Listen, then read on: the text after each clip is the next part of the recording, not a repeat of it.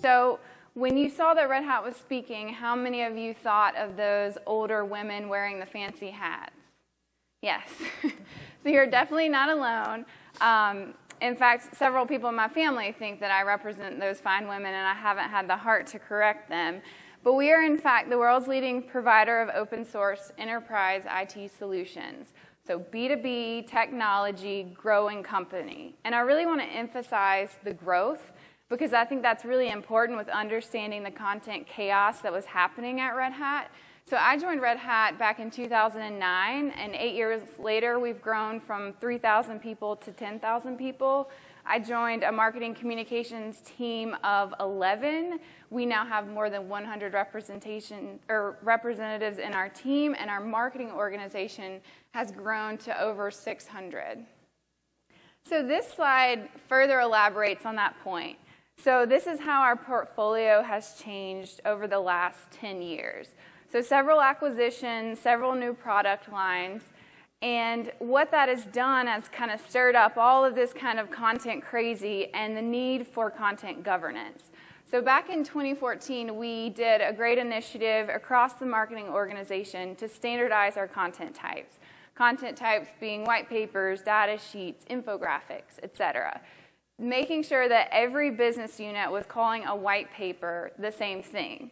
So that was really great foundational governance work, but where we were struggling with like a year ago is really understanding the performance of our content, because we were getting thrown so much content to edit, to proof, to create, and in reality, we didn't know how it was performing and what we should say no to. So we turned to Jared Whitehead, who joined us about a year and a half ago, I believe, to really tackle this problem and come up with a great content scoring methodology to help us analyze our content assets. Thank you. Good morning, everyone. Good afternoon, whatever time it is right now. I'm 3 hours removed from my normal time zone. It could be midnight, but we're here, and it's exciting. So whenever we first started this process, we wanted to say, hey, there are lots of organizations, or I'm sorry, lots of teams within Red Hat that would really benefit from knowing how content is performing. This goes well beyond just the content team and content curation. So being the new guy, I was like, great, well, let me see who all interacts with that, at which point I was introduced to similar versions of this slide you see. Acquisitions, meaning that there are plenty of other places where content that has been now ingested by Red Hat and is now being shared on behalf of Red Hat. There were a lot of elements that folks were measuring content in different ways, and we really needed to get everyone on board with the same manner of speaking about content, analyzing content, making decisions about those content pieces. So with that said, we really wanted to start slow. We wanted to kind of dip our toes in the water and make sure everyone was on board as we went. With that said, we really narrowed the model down initially. And we started focusing on just downloadable assets. So we're looking at non-gated assets, we're looking at videos, and we recently started looking as well into blog posts.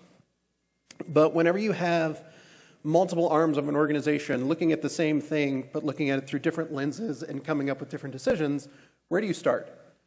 So we decided to almost start with an inventory of all of the tools available to all of the teams. This branches wildly, but the one common denominator, the one factor that everyone was relying on was our web analytics platform, which was Adobe Analytics. So we decided, while we have a multitude of tools and we're constantly getting new tools or retiring old tools, we have to start on the one that everyone speaks the same language.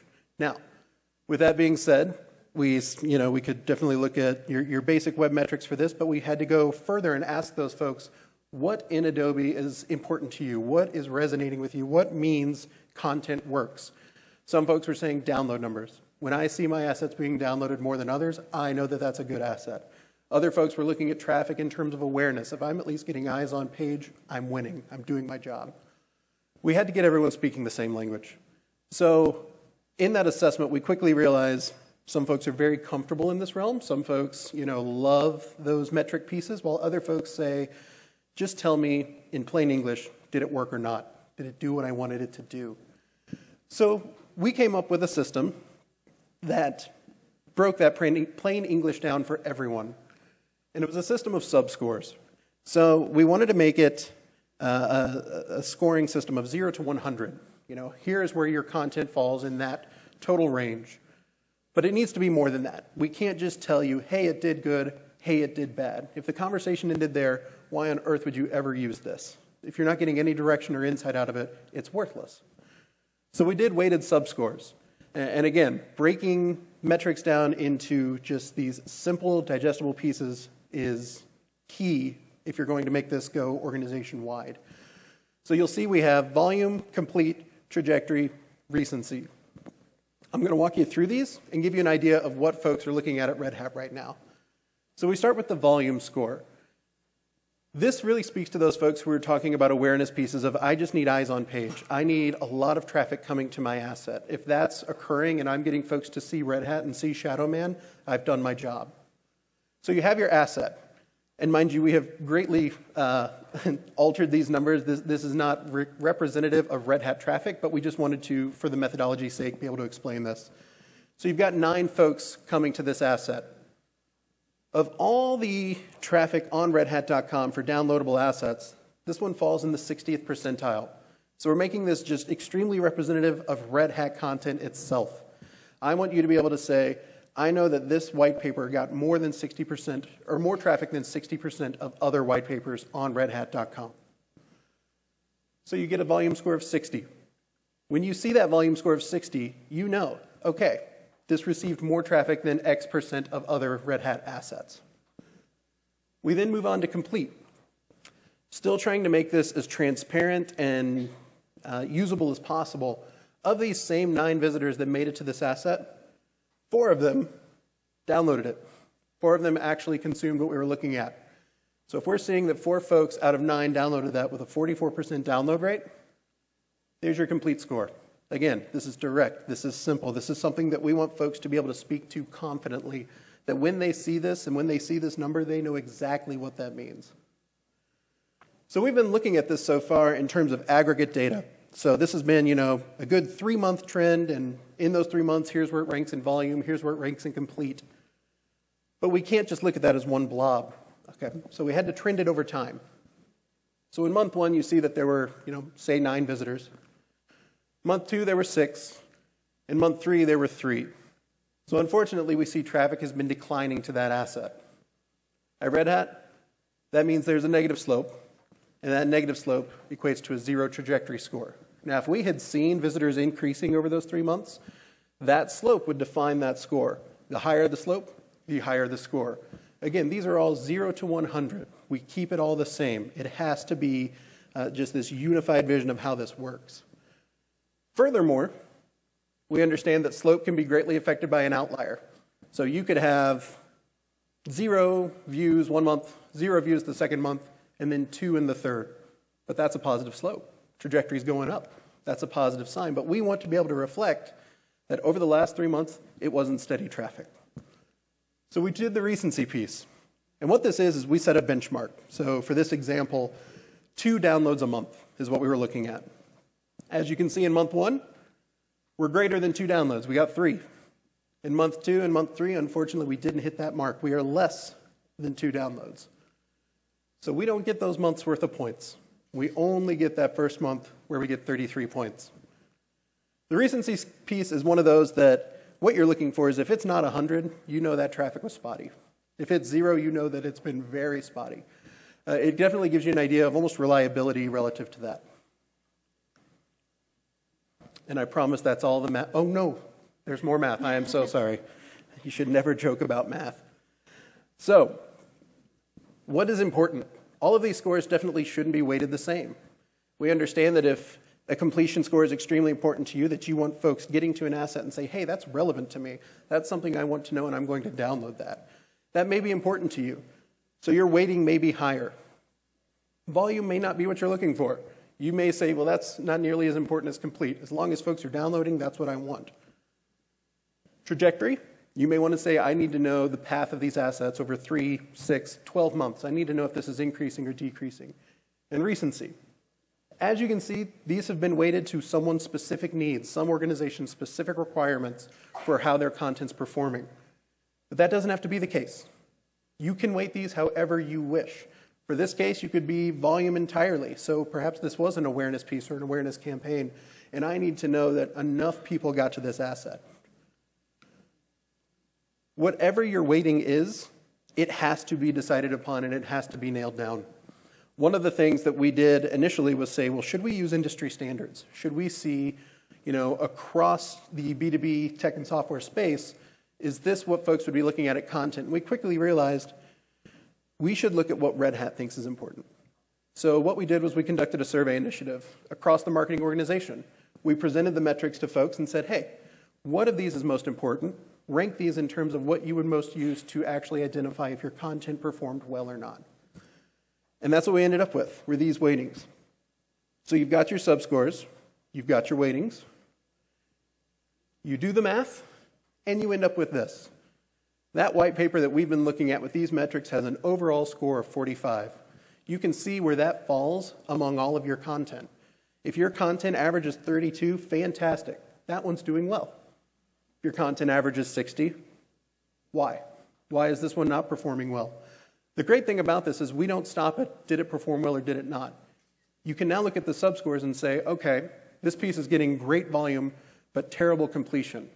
Are my actual advertising efforts and campaigns centered around this hitting the right people? I'm getting a ton of traffic, but none of them want this. Is my landing page not effective? What's going on with this? And I do have to tell you, this is currently the Red Hat standard weighting. So we built it, and we're done.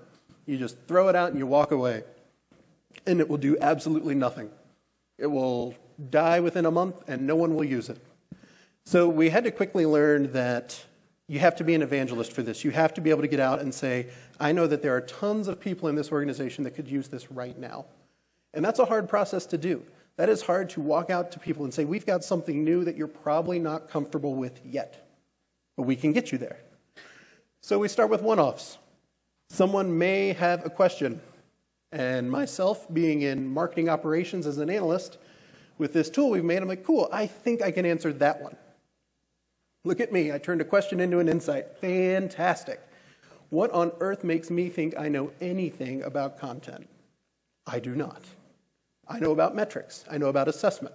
But whenever we get fielded many questions, that's when I become useless.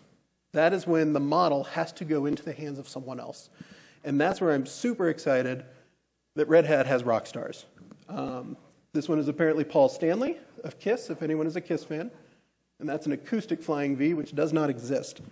But what you see here is kind of the content handoff. So we built this model internally with a very small core group, taking input from everyone.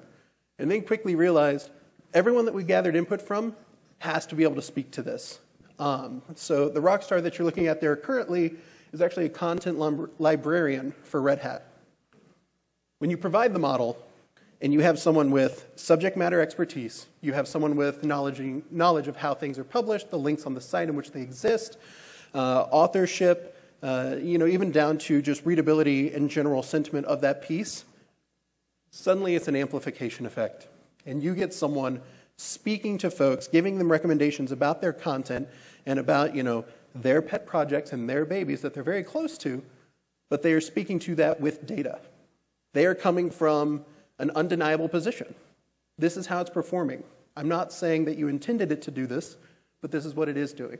How can we fix that? So, you saw the question marks become exclamation marks. We have insights. We have all this information. What can we do with this now? We're going to talk now about how, in these initial, preliminary steps in its infancy, what we're currently doing. As you can see here, 3 assets, 1 with a check, 2 with X's. That's very blatantly saying, here's what's working, here's what's not. And we're going strictly from the traffic standpoint. I'm not saying your video creative was good or bad. I'm not saying that your white paper was terrible or that it was fantastic. I'm telling you what the traffic says. Furthermore, we start to work with the process itself.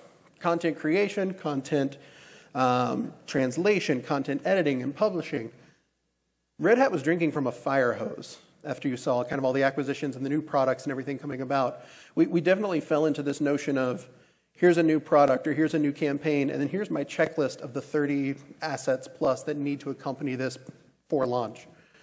We needed folks to be able to say, I'm drinking from a fire hose, but let's harness the fire hose. Let's make this into something that when, yes, you're wanting to speak about specific cloud technology, here's the 12 assets we already have.